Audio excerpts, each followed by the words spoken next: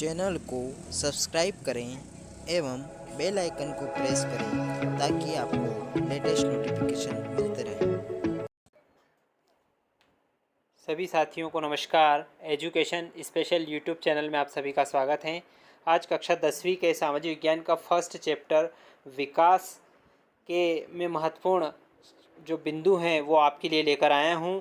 तो पूरे वीडियो को आप ध्यान से देखेंगे, समझेंगे। यदि आप चैनल पर नए हैं और अभी तक आपने चैनल को सब्सक्राइब नहीं किया है तो प्लीज़ आप चैनल को सब्सक्राइब कर लें, बेल आइकन को प्रेस कर लें ताकि आने वाले वीडियो के नोटिफिकेशन आपको मिलते रहेंगे। साथ ही साथ आप वीडियो को बिना स्किप किए हुए अंत तक पूरा देखेंगे ताकि पूरी जानकारी आपको मिल जाएगी। साथियों, आज हम विकास के महत्वपूर्ण बिंदुओं को जानेंगे। पहला जो प्रश्न है वो है विकास क्या है। तो विभिन्न व्यक्ति और विभिन्न लक्ष्य, लोगों के विकास के लक्ष्य अलग अलग हो सकते हैं। एक के लिए जो विकास है दूसरे जरूरी नहीं कि दूसरे के लिए विकास न हो, यहाँ तक कि दूसरे के लिए विनाशकारी भी हो सकता है। आय और अन्य लक्षण। आय, ज़्यादा आय, बराबरी का व्यवहार, स्वतंत्रता, काम की सुरक्षा, सम्मान व आदर, परिवार के लिए सुविधाएं, वातावरण आदि राष्ट्रीय विकास की धारणाएं निम्नलिखित हैं। विश्व बैंक की विश्व विकास रिपोर्ट 2006 के अनुसार 2004 में प्रति व्यक्ति आय जिन देशों में 4,53,000 रुपये प्रति वर्ष या उससे अधिक है वह देश समृद्ध या विकसित राष्ट्र कहलाते हैं। जिनकी आय 37,000 रुपये प्रति वर्ष या उससे कम है वह विकासशील या निम्न आय वाले देश कहलाते हैं।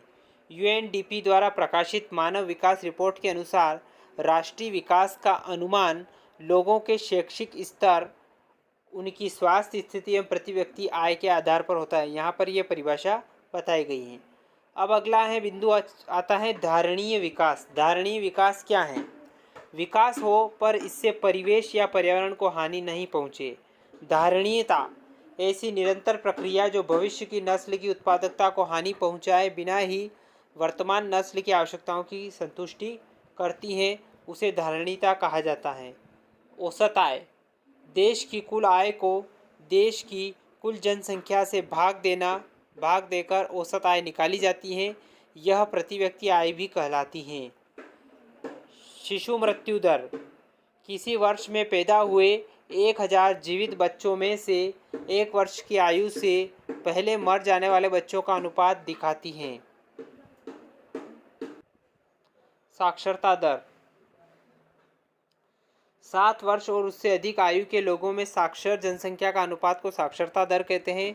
निम्न उपस्थिति का अनुपात 6 से 10 वर्ष की आयु के स्कूल जाने वाले कुछ बच्चों को उस आयु वर्ग के कुल बच्चों के साथ प्रतिशत उपस्थिति अनुपात कहलाता है। राष्ट्रीय आय, देश के अंदर उत्पादित सभी वस्तुओं एवं सेवाओं के मूल्य तथा विदेशों से प्राप्त आय के जोड़ को राष्ट्रीय आय कहते हैं। अब इसके महत्वपूर्ण प्रश्न कौन कौन से वो भी जान लेते हैं। पहला प्रश्न है, विश्व बैंक विभिन्न वर्गों का वर्गीकरण करने के लिए किस प्रमुख मापदंड का प्रयोग करता है? इस मापदंड की अगर कोई है तो सीमाएं क्या हैं? दूसरा प्रश्न है, विकास मापने का यूएनडीपी का मापदंड किन पहलुओं में विश्व बैंक के मापदंड से अलग हैं? और तीसरा प्रश्न है, धारणीयता का विषय विकास के लिए क्यों महत्वपूर्ण है? यहाँ पर हम पहले प्रश्न का उत्तर जानेंगे। विश्व बैंक द्वारा साधन है विभिन्न देशों का वर्गीकरण करने के लिए प्रमुख रूप से आय के मापदंड का प्रयोग किया जाता है। जिन देशों की आय अधिक होती है उन्हें कम आय वाले देशों से अधिक विकसित माना जाता है, परंतु विभिन्न देशों की तुलना करते समय उसकी कुल आयक को ध्यान में रखकर कोई निष्कर्ष निकालना उचित नहीं है, क्योंकि विभिन्न देशों की जनसंख्या विभिन्न होती है। इसलिए इससे यह पता नहीं चलता है कि औसत व्यक्ति क्या कमा रहा है। इसलिए दो देशों की तुलना करते समय बुलाई के बजाय और 27 तुलना करते हैं। इसी औसत आय को प्रति व्यक्ति आय भी कहा जाता है। विश्व बैंक ने अपनी 2006 की विश्व विकास रिपोर्ट में इसकी औसत आय के मापदंड से देशों का वर्गीकरण किया है। वह देश जिसकी प्रति व्यक्ति आय 10,066 प्रति वर्ष या उससे अधिक थी उन्हें समृद्ध देश माना गया है, और जिन देशों में प्रति व्यक्ति आय $825 प्रति वर्ष या उससे कम थी उन्हें निम्न आय देश कहा गया है। दूसरा प्रश्न है, विकास मापने का यूएनडीपी मापदंड किन पहलुओं में विश्व बैंक के मापदंड से अलग है, इसका उत्तर जानेंगे। विश्व बैंक ने विभिन्न देशों के विकास की तुलना करते समय आय के मापदंड को ही अधिक महत्व दिया है, परंतु यह मापदंड उचित नहीं है, क्योंकि एक बेहतर जीवन व्यतीत करने के लिए आय के अतिरिक्त कुछ अन्य चीज़ों की आवश्यकता पड़ती है। विश्व बैंक के वर्गीकरण से परे यानी हटकर यूएनडीपी ने जो वर्गीकरण का मापदंड अपनाया है वह कहीं बेहतर माना जाता है। इसके द्वारा देशों की तुलना करते समय प्रति व्यक्ति आय के साथ निम्नलिखित पहलुओं पर भी जोर दिया गया है। अब पहलू कौन कौन से हैं? पहला पहलू है लोगों का शैक्षणिक स्तर, लोगों का स्वास्थ्य स्तर, और वर्गीकरण का यह ढंग उचित कहला लगता है। अब तीसरे प्रश्न का उत्तर हम यहाँ जानेंगे। धारणीयता का अर्थ है कि प्रकृति के विभिन्न साधनों का प्रयोग ऐसे किया जाए कि उनका अस्तित्व समाप्त न होने पाए। यदि हम प्रकृति के संसाधनों का बड़ी समझदारी और सूझबूझ से प्रयोग करेंगे तो हमें भी उनका लाभ रहेगा और हमारे आने वाली पीढ़ियों को भी उनका लाभ मिलेगा। प्रकृति के पास हमारी सारी आवश्यकताओं की पूर्ति के लिए सब कुछ है, परंतु यदि कोई व्यक्ति अपने लालच हैं उनका शोषण करेगा तो यह साधन जल्दी समाप्त हो जाएंगे या बर्बाद हो जाएंगे और हमारी आने वाली पीढ़ी के लिए कुछ नहीं बचेगा। ऐसी स्थिति में कभी भी लाने का प्रयत्न नहीं करना चाहिए। लालच को तैयार कर हम संसाधनों का उचित प्रयोग करना चाहिए ताकि हम भी भूखे न रहें और आने वाली पुश्तें भी वंचित न रह पाएँ।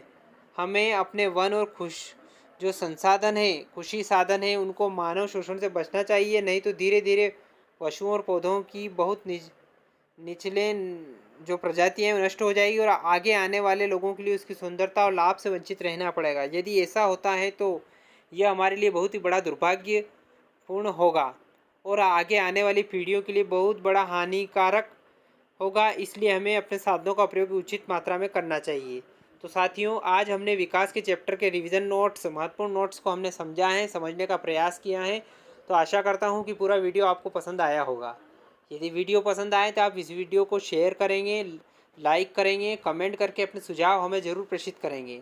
एक बार और आपसे निवेदन है, यदि आपने अभी तक चैनल को सब्सक्राइब नहीं किया है तो प्लीज़ आप चैनल को सब्सक्राइब करें, बेल आइकन को प्रेस करें ताकि आने वाले वीडियो के नोटिफिकेशन आपको मिलते रहेंगे। धन्यवाद साथियों। जय हिंद, जय भारत।